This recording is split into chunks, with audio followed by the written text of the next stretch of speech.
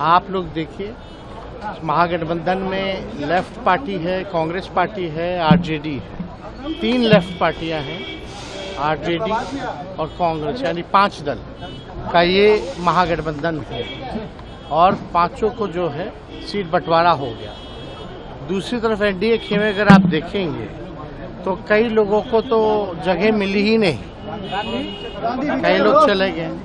तो उस हिसाब से अगर आप देखें तो हम लोगों का मजबूत गठबंधन है, जनता का गठबंधन है और हम लोग मजबूती के साथ चुनाव लड़ेंगे। कांग्रेस की झंडा ही पूर्णिया में रहेगी, कांग्रेस की झंडा ही स्थापित होगी।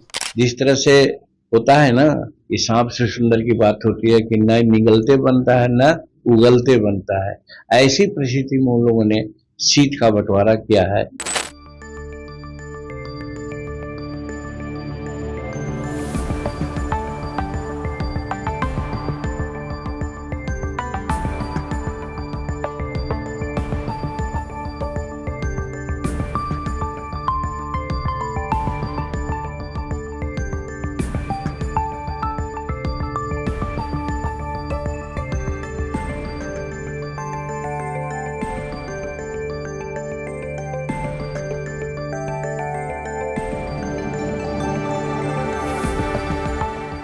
Khagaria, CPI Begusarai, CPI ML Arrah, Karakat, Nalanda, Indian National Congress Kishanganj, Katihar, Bhagalpur, Muzaffarpur, Samastipur, west Champaran, Patna Sahib, Sasaram, Maharajganj.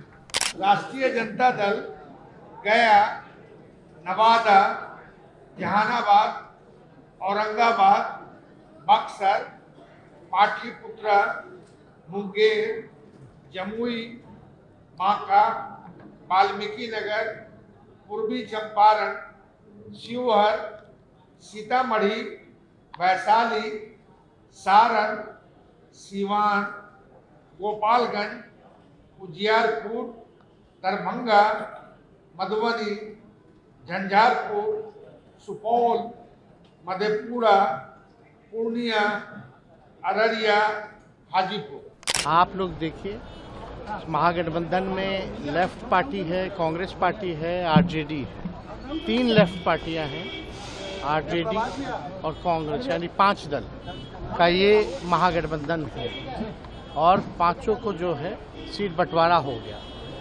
दूसरी तरफ एनडीए खेमे अगर आप देखेंगे तो कई लोगों को तो जगह मिली ही नहीं, कई लोग चले गए।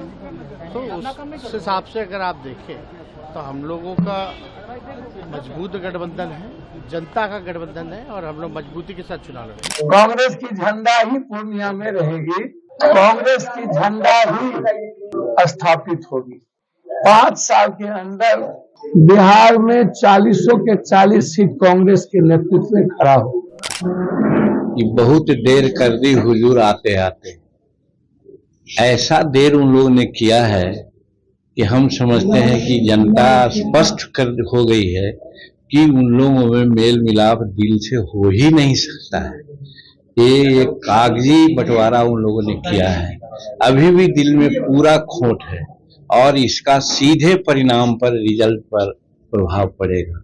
और बिहार की जनता, भारत की जनता ये समझती है कि नरेंद्र भाई मोदी जी के सामने ये जो एनडी गठबंधन है, जिसको घमंडिया गठबंधन भी हम लोग कहते हैं, इनका कोई उद्देश्य नहीं है, निरुद्देश्य चल रहे हैं। एक ही उद्देश्य है कि भारत का अगला प्रधानमंत्री कौन होगा और उसका कैंडिडेट यहाँ 7 आदमी है।